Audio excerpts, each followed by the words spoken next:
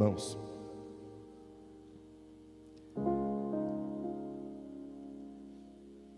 eu tenho um recado de Deus para o seu coração nessa noite.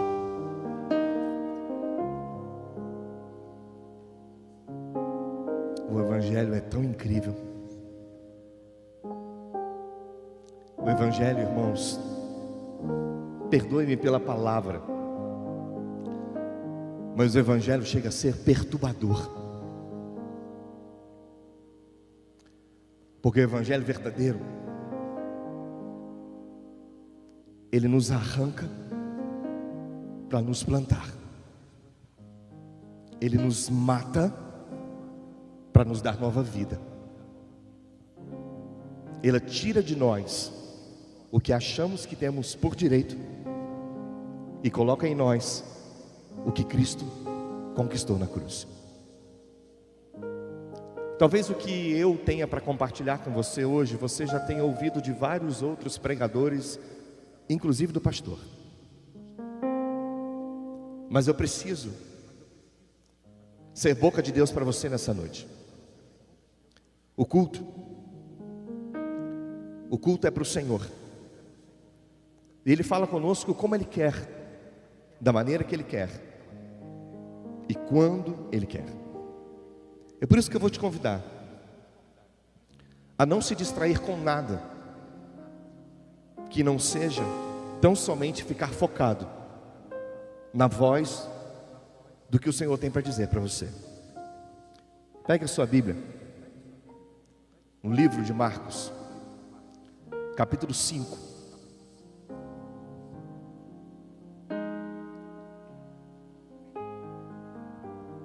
Livro de Marcos, capítulo 5, do verso 21 ao 24, e depois do verso 35 ao 43, do verso 21 ao 24, depois do verso 35 ao verso 43. Diz assim: tendo Jesus voltado de barco para outra margem, uma multidão se reuniu ao seu redor, enquanto ele estava à beira do mar. Então chegou ali um dos dirigentes ou principais da sinagoga, chamado Jairo. Vendo Jesus, prostrou-se aos seus pés e lhe implorou insistentemente: minha filhinha está morrendo, vem por favor e impõe as mãos sobre ela, para que seja curada e que viva.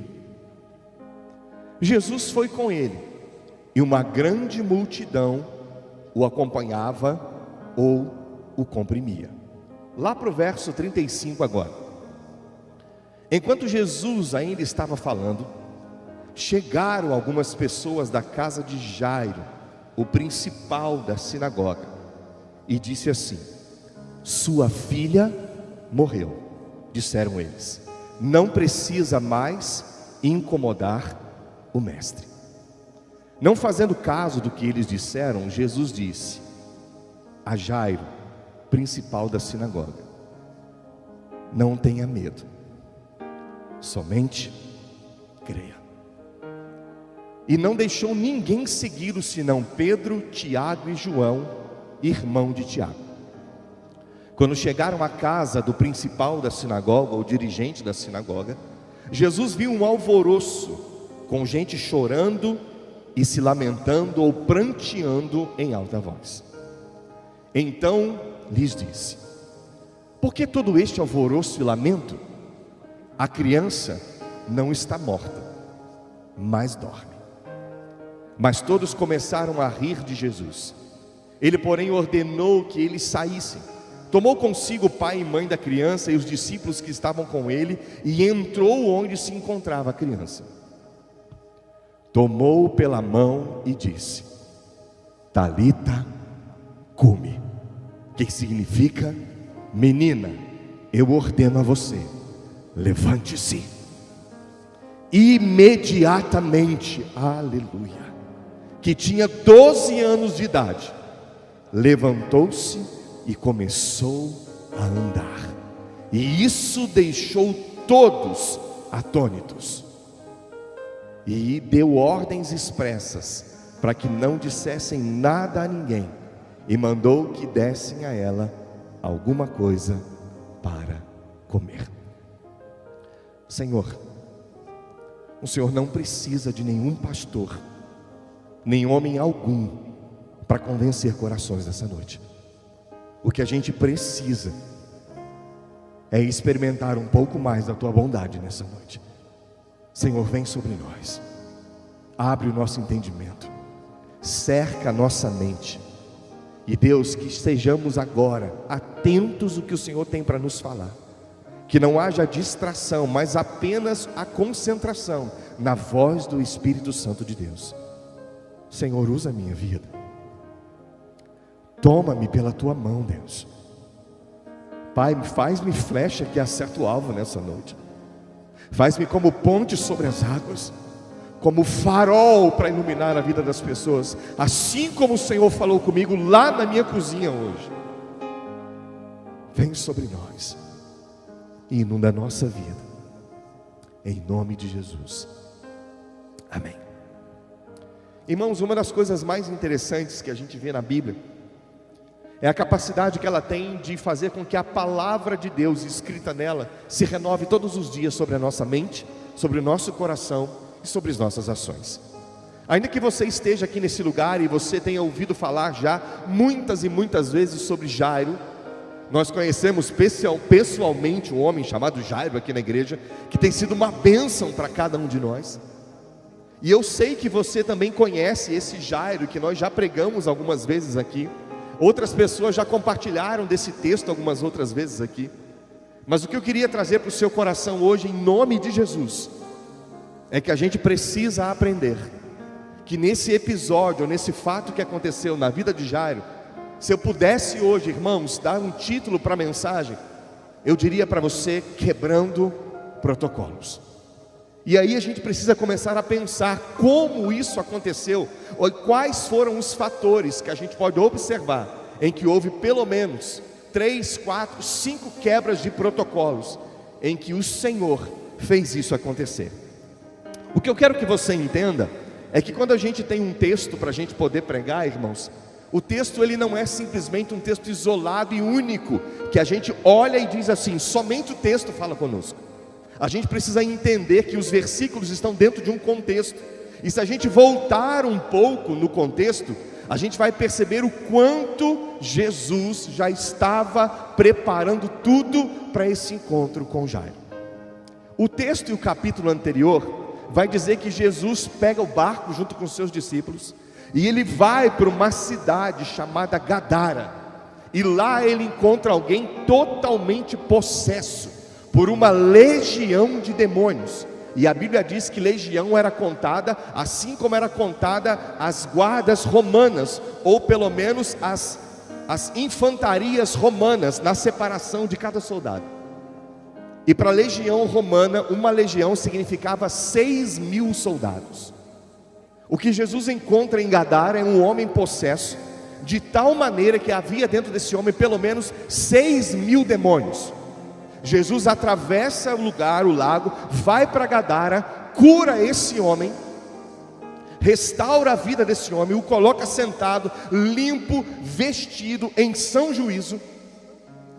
Toda a cidade fica apavorada com o que Jesus faz, mas eles não expulsam Jesus até saber que Jesus tinha acabado com uma manada de porcos que eles criavam, e na época era proibido pelos judeus criarem porcos, porque era considerado um animal imundo. E eles dizem para o Senhor assim: sai daqui, você não é bem-vindo aqui. Jesus então pega de novo um barco, atravessa, e aí entra nesse contexto que nós estamos falando hoje para você. Jesus atravessa. Enquanto ele estava à beira do mar, o que acontece?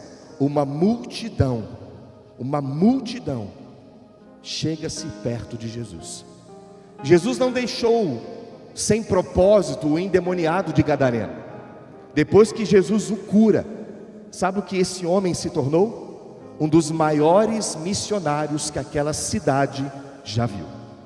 A minha Bíblia, a sua Bíblia vai dizer, se você voltar um pouquinho antes, que aquele ex-endemoniado, agora liberto e salvo pelo Senhor, proclama o Evangelho em Decápolis. O que é Decápolis? 10 cidades souberam quem era Jesus através de um jovem gadareno. E a primeira coisa que eu aprendo, quebrando um protocolo, é que a religião não liberta ninguém, mas o que liberta o homem é o encontro com a verdade. Conhecereis a verdade, e a verdade vos libertará. E é aquele menino, é liberto, transformado. E aí a gente entra agora no contexto que o pastor quer trabalhar o seu coração. Quando chega a multidão, a fama de Jesus já era intensa e grande naquele lugar. A multidão então vai e se ajunta até Jesus. E no meio dessa multidão há um homem chamado Jairo. Jairo significa aquele que brilha. Só que Jairo não era uma pessoa comum. Jairo era o chefe da sinagoga. Jairo era aquela pessoa que se dava o trabalho de ministrar a vida das pessoas. Aquele que era considerado um mestre dentro da sinagoga, aquele que era considerado chefe na sinagoga, aquele que todo mundo fazia questão de ouvir, porque sabia que Jairo tinha uma excelente oratória, sabia que Jairo era alguém que conseguia colocar as palavras de uma maneira tremenda, a ponto de convencer as pessoas pela religião. E aí então esse homem chamado Jairo quebra o primeiro protocolo. Qual era o primeiro protocolo? Que na sinagoga era o lugar exato e único de adorar o Senhor. Todas as pessoas que quisessem prestar culto ao Senhor deveriam se dirigir à sinagoga, deveriam ouvir o que Jairo tinha para falar, deveriam ouvir o que era desenrolado no papiro e ouvir somente naquele lugar. Mulheres não eram convidadas para aquele lugar, elas não podiam entrar, ficavam em um lugar separado. Somente homens adentravam dentro da sinagoga e ouviam, tanto pela manhã quanto à tarde, o que Deus queria dizer. E o chefe da sinagoga sabia que isso era necessário para que mantesse a cultura religiosa naquela época. O que Jairo fez, irmãos, foi nada mais, nada menos do que sair da sua posição, ir para o meio da rua, no meio de uma multidão, e a Bíblia diz: e Jairo se prostra e adora o Senhor. A primeira coisa que eu aprendo, meu lindo, é que eu preciso aprender a quebrar alguns protocolos na minha vida.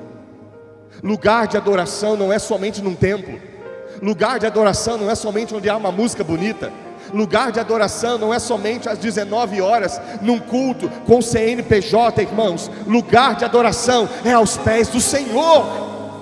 Lugar de adoração é quando eu me prostro. Lugar de adoração é quando eu reconheço quem Ele é. Lugar de adoração é quando eu quebro o protocolo e digo assim: além da religião, eu quero conhecer quem Tu és. O que te trouxe aqui essa noite? A música? O convite de alguém? Estar perto? Conhecer o pastor? Nada disso. O que te atraiu nesse lugar foi alguém muito maior do que a igreja, do que o templo. O que te atraiu nesse lugar, irmãos, o que atraiu Jairo, é que Jairo percebeu que mesmo tendo um significado tremendo, aquele que brilha, ainda assim a sua luz não era nada perto da luz de Jesus. Jairo decidiu então que a partir daquele momento ele não ia refletir por conta própria, mas ele seria um reflexo da presença de Jesus. E aí a gente consegue olhar para o texto e começar a perceber o quanto o chefe da sinagoga, o principal da sinagoga, quebrou um protocolo religioso que talvez quase ninguém teria coragem de fazer. Porque todas as pessoas daquele lugar conheciam Jairo, sabiam quem ele era e sabiam que ele tinha uma posição de destaque. Jairo conhecia as leis, sabia das entrelinhas da Torá toda, mas ele decidiu que através de Jesus algo aconteceria na sua casa. Como o Filipinho falou aqui para nós hoje, nenhum de nós aqui sabe como você chegou, mas eu tenho uma boa notícia para você. Quando entendermos o que é quebrar o protocolo, Jesus estará conosco em todo lugar, irmãos. Não só numa reunião onde cantamos, mas dentro da nossa casa também, dentro do nosso trabalho, irmãos. Amanhã, depois de amanhã, semana que vem, sabe por quê? Porque Deus não é Deus de domingo, não é Deus de culto das 19 horas. Ele é Deus da eternidade. Ele é Deus presente. E aí, antes de ir para casa, Jesus testa Jairo sem ele perceber, irmãos. E aqui está a riqueza do texto, que muitas vezes passa desapercebido dentro de nós. Se você começar a ler o texto devagar, e eu disse para você que como Jairo era o principal da sinagoga, Jairo sabia, Maurílio, das entrelinhas das leis. E no meio do caminho, esse Jesus é pedagogicamente perfeito. No meio do caminho, Jesus para por causa de uma mulher impura, uma mulher que sofria 12 anos um fluxo de sangue. Na religião, na cabeça de Jairo, o que Jairo pensava? Ela não pode nem estar com a gente. Se fosse um ciclo normal, ela deveria estar fora do arraial. A gente conhece quem ela é. Eles moravam na mesma região, irmãos, tanto a mulher quanto Jairo. Jesus então se permite ser tocado indo para a casa de Jairo. Ou você acha que esse texto foi colocado à toa no meio desse contexto? Não é uma questão isolada, irmãos. Jesus estava lidando com o religioso, mostrando para ele como se quebra um protocolo religioso. Se eu e você estivéssemos entranhados pela lei, e se Jairo tivesse suspirando ou transpirando a lei, ele ia dizer na hora para Jesus: como você permite isso? Eu vim te buscar fora da sinagoga e você permite ser tocado. Sabe o que Jesus estava querendo dizer para Jairo? Jairo, eu vou na sua casa, mas segundo a tradição eu vou impuro. Jairo já não estava nem aí mais.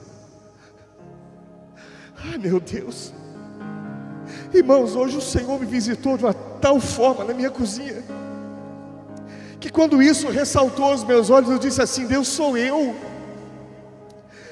que estou entranhado de religião, Senhor. Sou eu que quero fazer e dizer para o Senhor como o Senhor tem que fazer. Irmãos, o atendimento que Jesus deu à mulher hemorrágica não atrasou o milagre de Jairo. Está entendendo isso, filho? Só que primeiro foi preciso quebrar o protocolo, irmãos. Aquele que adorava na sinagoga começou a adorar na terra, na rua. Aquele que era cercado pelos escribas e tantos outros começou a caminhar com pecadores. Irmãos, se apertavam Jesus, você acha que não apertava Jairo na multidão, filho? Jesus faz questão de parar, irmãos, porque ele está tendo um contato com Jairo. Ele para e ele pergunta assim: quem me tocou? Só para provocar, irmãos, porque ele sabia quem tinha tocado. E os discípulos começam a dizer para ele: mas Senhor, a gente está no meio da multidão, cara. É claro que um monte de 5, 10, 15 mil pessoas, alguém vai te tocar. Ele disse: não, alguém me tocou diferente. Antes do toque dessa mulher, houve uma atitude de adoração no meio do pó. O que Deus estava fazendo com aquela mulher, Ele iria fazer algo muito maior na casa de um homem chamado Jairo. O que Deus tem para fazer com você é diferente do que Ele vai fazer com outra pessoa, filho. O milagre que Deus tem para a sua casa é diferente. Para de se comparar. Para de ficar dizendo para Deus: por que não acontece na minha casa? Por que não acontece com meu filho? Por que não acontece no meu casamento? Calma, está na hora de você quebrar o protocolo. Está na hora de você buscar a Deus antes do milagre. Jairo adora, irmãos. antes do milagre acontecer. Pensa numa coisa difícil para a nossa vida. A gente primeiro quer receber, irmãos, para depois agradecer. Jairo se joga no chão e diz: olha, eu só confio em ti. A religião, tudo que eu sei não pode curar minha filha. E olha que paralelo interessante. A mulher estava enferma há quanto tempo? 12 anos. A filha de Jairo tinha quantos anos?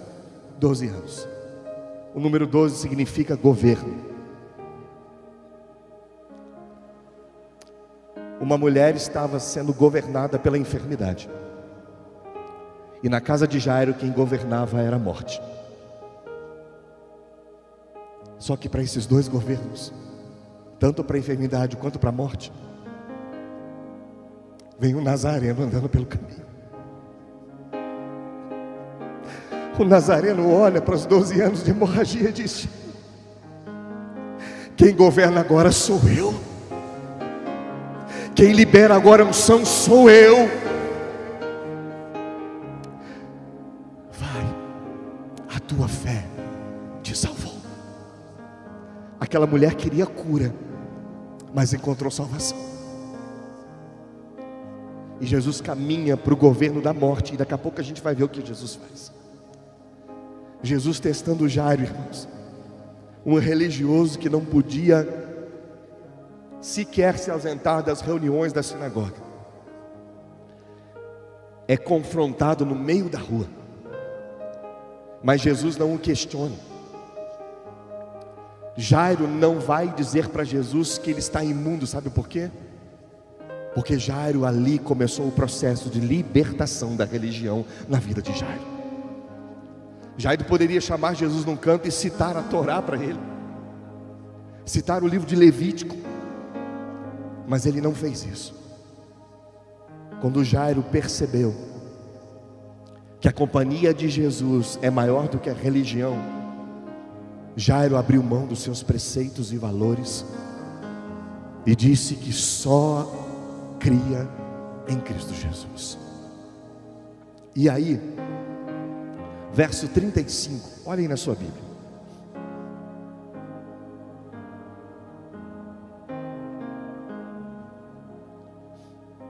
A Bíblia vai dizer assim, verso 35: enquanto Jesus ainda falava com quem, irmãos? Com a mulher. Enquanto Jesus estava falando para ela: olha, a sua fé te salvou, chegaram algumas pessoas da casa de Jairo, o principal ou dirigente da sinagoga, e disseram assim para eles, para ele: Jairo, chega, já deu, já era, Jairo, sua filha morreu, não precisa mais incomodar o mestre. E aí, irmãos, que coisa tremenda.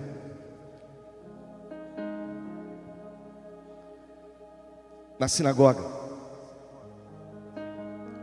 Jesus era uma ameaça para todo mundo que frequentava a sinagoga.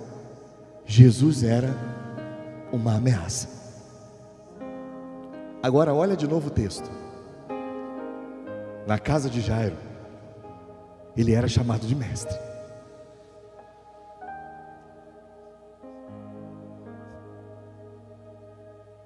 Deus já estava mudando aquela casa sem ele perceber. Talvez você não enxergue o que Deus está fazendo, mas se na casa de Jairo as pessoas que trabalhavam com ele já chamavam Jesus de mestre. Mestre para o judeu é aquele que tem o dom de ensinar os preceitos verdadeiros do Senhor. Isso é mestre para o judeu.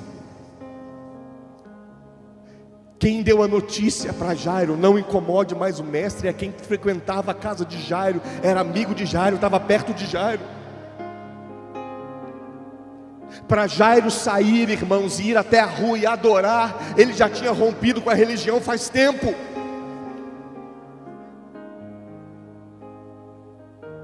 Ah, meu Deus. E a pergunta que eu te faço hoje, em nome de Jesus: quem é Jesus para você? Quem é Jesus na sua casa? Ele é uma ameaça? Ou ele é o mestre? Quem é? Se alguém vier e encontrar Jesus na sua vida, vai dizer o que para você? Que ele é o mestre da sua vida ou que ele é uma ameaça para você? Irmãos, deixa eu dizer uma coisa para você em nome de Jesus. Jesus não é um cara legal. Muita gente acha que Jesus é um cara legal. Jesus não é um cara e nem é legalzinho. Ninguém crucifica um cara legal. Cara legal a gente quer por perto. É que para a religião Jesus é uma ameaça, mas para os adoradores ele é um mestre. Quem é Jesus para você? E aí, irmãos, é que no verso 36 a Bíblia vai dizer que, não fazendo caso do que eles disseram, Jesus disse ao dirigente, ao principal, aquele que reflete, Jesus disse a Jairo assim: não temas, crê somente. Jairo podia questionar, mas o Senhor ainda está impuro. E aí Jesus muda o rostinho de Jairo. É como se eu vejo Jesus pegando no queixo de Jairo, dizendo: não os ouça. Você já sabe quem eu sou, Jairo. Jairo, você já me adorou na rua, Jairo. Jairo, você na sua casa, eu sou mestre, Jairo.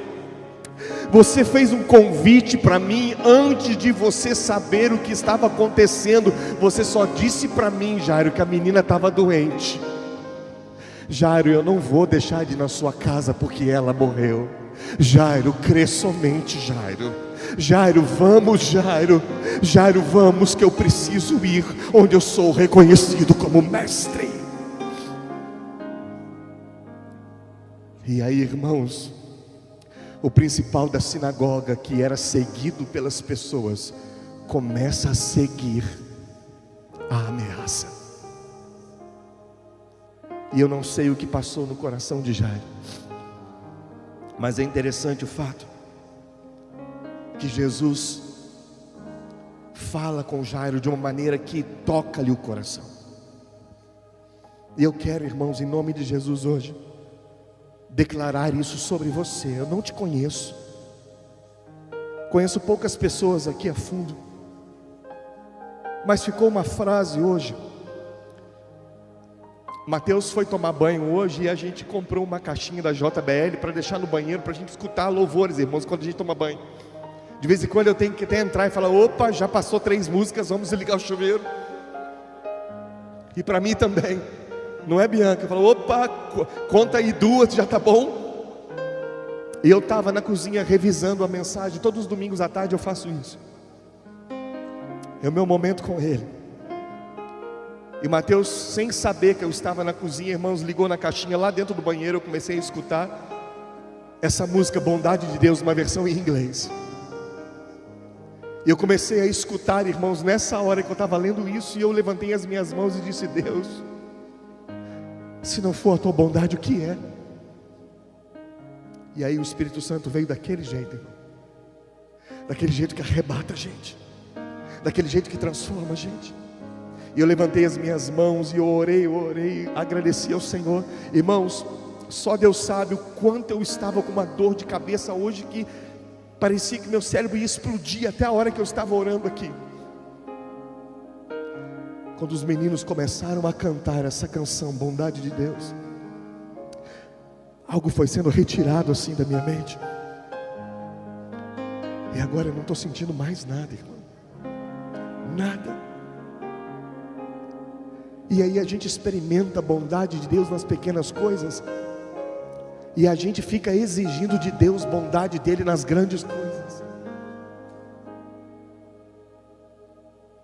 quebrando o protocolo, irmão, destruindo as barreiras da religião sobre a sua vida. E aí o texto continua. Jairo, crê somente. É isso que eu quero declarar para você nessa noite, irmão. Filho, não temas. Querido, não tema. Crê somente. Você que está em casa, não tema, crê somente. Homens que estão aqui, não temam, crê somente. Mulheres, não temam, creiam somente. E aí, irmãos, o mestre vai pelo caminho. Na visão dos religiosos, Jesus estava impuro, e tinha sido uma afronta ainda maior entrar impuro na casa de um chefe da sinagoga. Só que Jesus chega, e chega de uma maneira, irmãos, tão tremenda, que ele não deixa a multidão ir. Só levam com ele os discípulos e Jairo. A Bíblia diz que Jesus chega e vê o alvoroço, os que choravam e os que pranteavam muito alto. Então as pessoas da casa de Jairo, mesmo reconhecendo Jesus como mestre, como eram aqueles que foram dar a notícia, estavam tristes e desolados, porque esperavam que o que Jairo tivesse ido fazer pudesse chegar a tempo de uma certa forma, curar a menina enferma. E ela falece, e todos pranteiam muito. E aí o que é mais interessante, que eu amo a maneira como Jesus trata as coisas. Jesus chega e faz uma pergunta, irmãos, que no velório parece uma pergunta sem nexo. Velório é lugar de quê, irmãos? Não sei se estava propriamente dito velório, mas talvez tivesse acabado de morrer. Jesus disse assim: por que estão chorando? Pensa num senso de humor diferente do nosso. Imagina hoje, irmão, você chegar num velório, ou numa casa onde um querido, um grande amigo morreu, e você pergunta: por que chora? Sabe por que Jesus perguntou por que chora? Porque mesmo uma casa que reconhecia ele como mestre, não tinha noção do que ele poderia fazer. Talvez na religião você conheça Jesus só como alguém que te ensina, só como um grande profeta, só como alguém que é bonitinho da gente o ver colocar numa camiseta e sair por aí exibindo. Mas numa casa, irmãos, onde Jesus é glorificado, ele é mais do que um mestre. E aí Jesus pergunta: por que vocês choram? E ninguém responde, até que ele diz assim: estão chorando por quê? A menina não está morta, ela está viva. Jesus muda o clima do velório, muda o clima da casa de Jairo. Vê no texto, todo mundo ri. A Bíblia diz que todo mundo estava pranteando, chorando alto.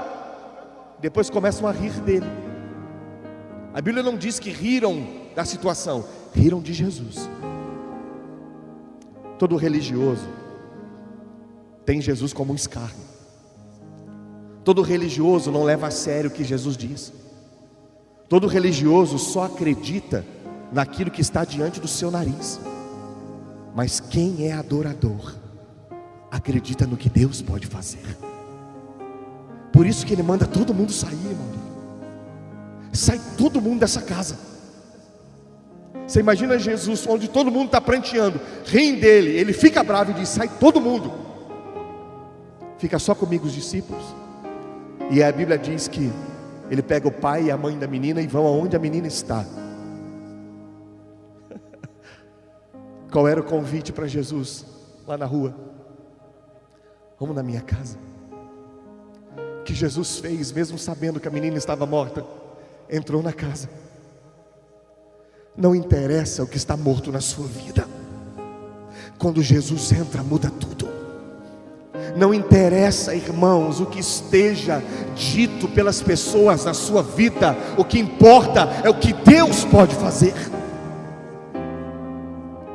E o contexto é tão incrível,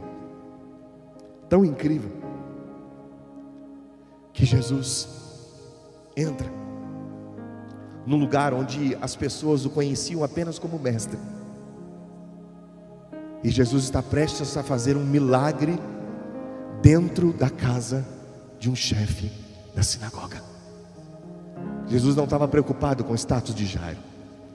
Jesus não estava preocupado que quem era Jairo. Jesus estava simplesmente levando o evangelho de forma simples à casa de Jairo. Aonde que eu posso perceber isso, pastor?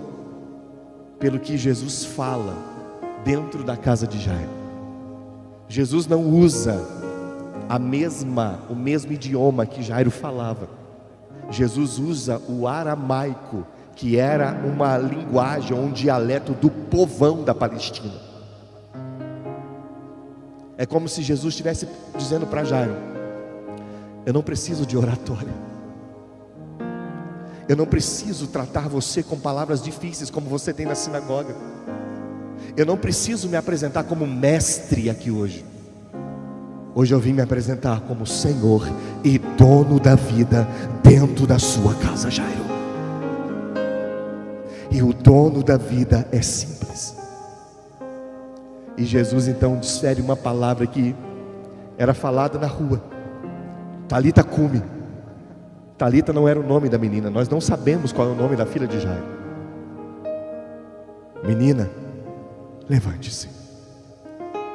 E aí, irmãos, a casa que conhecia Jesus como mestre começa a conhecer Jesus como Senhor da vida. Vai além da religião, vai além do papiro, vai além de um culto na sinagoga, vai além de cantarmos canções, vai além de virmos aqui ofertar, vai além de tudo isso. O que Jesus faz é tirar as vendas dos olhos de Jairo e mostrar para ele que o Senhor é Deus. Eu só queria fechar a minha palavra trazendo para você uma coisa que a gente precisa prestar muita atenção. Quando a Bíblia mostra e ela fala de mulheres em algum texto, geralmente ela está se referenciando à igreja, ou ela pode usar isso como uma tipificação da igreja de Cristo. E nesse caso aqui não é diferente. Eu queria que você prestasse atenção no que o pastor vai dizer. Antes de Jesus chegar à casa de Jairo, a Bíblia diz que havia uma mulher que há 12 anos sangrava hemorragicamente, um fluxo talvez menstrual sem fim. 12 anos, todos os dias, fluindo hemorragicamente sangue.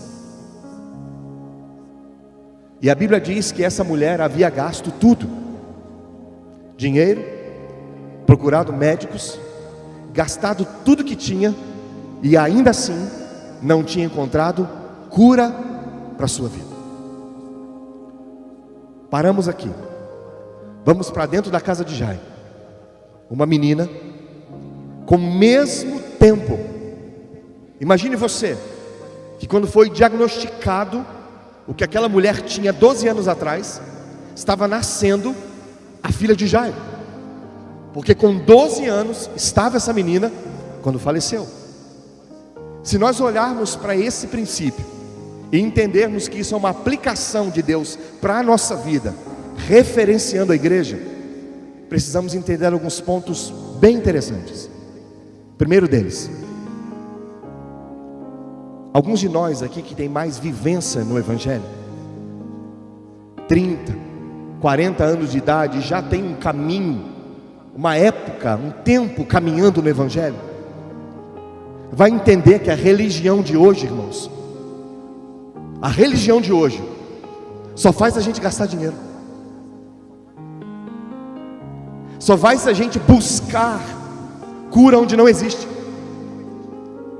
Tantos patuás, tantas coisas que fazem seduzindo a nossa vida, e aí a gente não percebe que por caminhar e por estar assim, a gente como igreja está sangrando,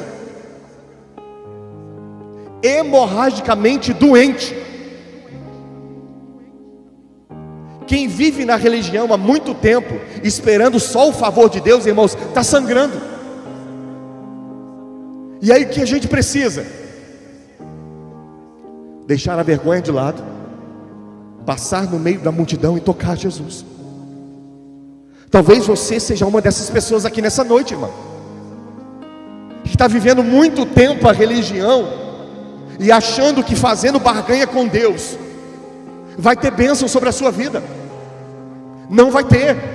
Você vai gastar tudo que tem e não vai receber o que você precisa, porque a fonte do que você precisa, irmãos, está no Deus da sua salvação. E pastor, o que tem a ver com a menina? A menina é a igreja que está nascendo, irmãos. É a igreja de 12 anos hoje. Os nossos juniores e adolescentes que Satanás está tentando matar. Assim como ele fez com a filha de Jairo, ele não quer que os nossos jovens e adolescentes vejam o Senhor, porque a minha Bíblia diz que os jovens são fortes e já venceram o maligno. E aí, fazendo a sua comparação, irmãos, nós mais antigos somos essa igreja que está sangrando, porque buscamos em tanta coisa, não encontramos a razão. E os nossos jovens e adolescentes hoje é a igreja que morreu, ou que está morrendo. Mas eu tenho uma boa notícia para você, tanto para a igreja que está sangrando, aleluia, quanto para a igreja que Satanás acha que matou. Existe um Jesus que entra na casa e faz e dissipa todas as trevas e cura. Jovens que estão aqui, sejam ressurretos em Jesus, sejam salvos pela presença do Senhor. Igreja que já é igreja há muito tempo, você que já é velho na caminhada, não sangre mais, toque no Senhor e estanque essa hemorragia. E assim, irmãos, dá para a gente desfrutar. A minha Bíblia, a sua Bíblia vai dizer que Jesus tem um fato interessante. Ele olha para Jairo e para a família e para a mulher e diz assim: não conta para ninguém o que houve aqui. É como se ele estivesse dizendo assim: fica à vontade para compartilhar o que eu fiz na sua vida. E aí tem outro fator interessante que a gente não dá conta e não percebe que é interessante. No final do versículo, Jesus diz assim: pai, mãe, dá alguma coisa para ela comer. Pai e mãe que estão aqui, quem alimenta os seus filhos deve ser você, através da palavra do Senhor. O alimento que o seu filho mais precisa não é do arroz e do feijão, é da presença do Senhor. Quem tem que alimentar os filhos da presença são pais e mães. Então chega de terceirizar para o pastor, para a escola bíblica dominical, para a igreja, que sou eu o responsável de alimentar o seu filho. O seu filho pode passar 1h30 por semana aqui com a gente, mas ele passa todos os dias da semana com você. É sério que você prefere que outras coisas alimentem seus filhos? Eu queria desafiar os pais que tem aqui, de juniores até pelo menos pais de homens e meninas, ou de mulheres e crianças, talvez até os 25 anos de idade. Chegue na sua casa hoje e pergunte o quanto tempo ele ficou no Instagram durante o culto.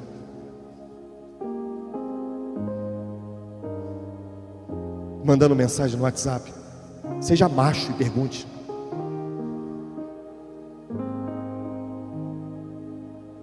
Irmãos, tem sido lamentável poder às vezes olhar aqui de cima e saber que a gente está se distraindo. Não estou falando pelo pastor não, porque qualquer outro poderia pregar aqui em cima. Eu estou falando daquilo que te dá vida. Nenhum de nós aqui tem coragem para dizer para os nossos filhos assim: ó, você vai fazer o Enem, deixe o seu celular ligado, por favor, que eu vou te ligar no meio da prova. Sabe o que acontece com os nossos filhos? Eles são desclassificados. O que você acha que é mais importante para o seu filho? A vida acadêmica dele ou a vida eterna? Se você está se preocupando muito com a vida acadêmica, esqueça. Jesus acha Jairos e muitos Jairos aonde Ele quiser. Se preocupe com a vida eterna do seu filho. Pastor, meu filho já sabe falar inglês, francês e espanhol. Eu te pergunto, ele sabe orar? Porque se ele não souber conversar com Deus, irmãos, ele vai para o inferno sendo um poliglota.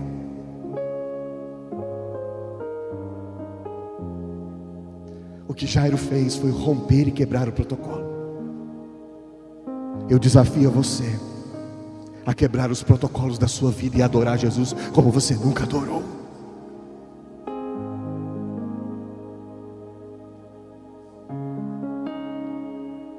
Amém, querido? Isso é sobre a sua casa, meu lindo. Isso é sobre a sua família. Isso é sobre o seu trabalho. Isso é sobre a sua vida.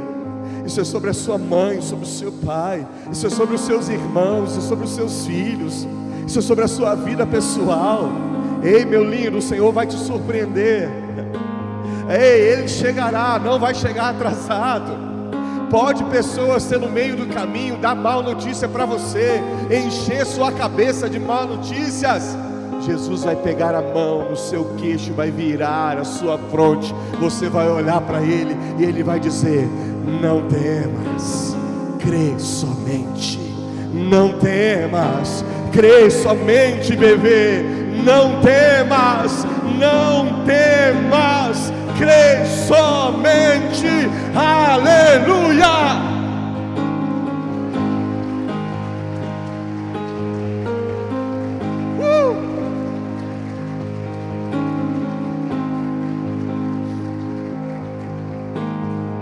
Eita glória!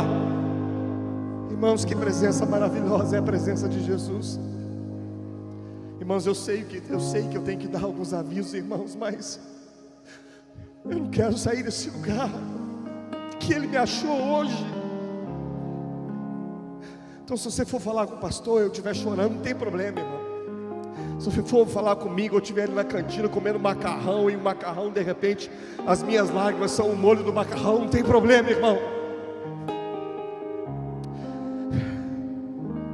É que eu quero a presença. Eu preciso dessa presença. Senhor, é a Tua graça que nos basta. Que maravilha é a Tua presença sobre a nossa vida, Senhor. Senhor, que essa semana seja marcada de uma bênção tremenda, que é a certeza de que a gente não precisa temer, é só crer, porque o Senhor sabe fazer abundantemente além do que pedimos, pensamos ou imaginamos. Toda honra e toda glória seja dada a Ti, em nome de Jesus, amém.